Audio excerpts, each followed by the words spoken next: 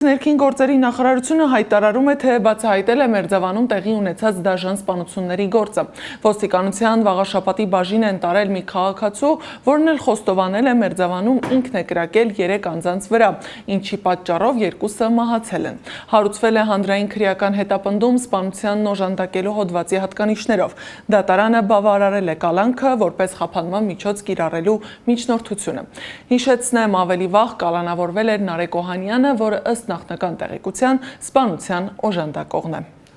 Իրավապահ համակարգը տեղի ունեցածը որակել է վենդետա, մինչդեռ Փարաքարի սպանված համայնքապետի կուսակից ընկերը պնդում է, որ այդ վարկածի շահարկումն անիմաստ է ու անհարկի։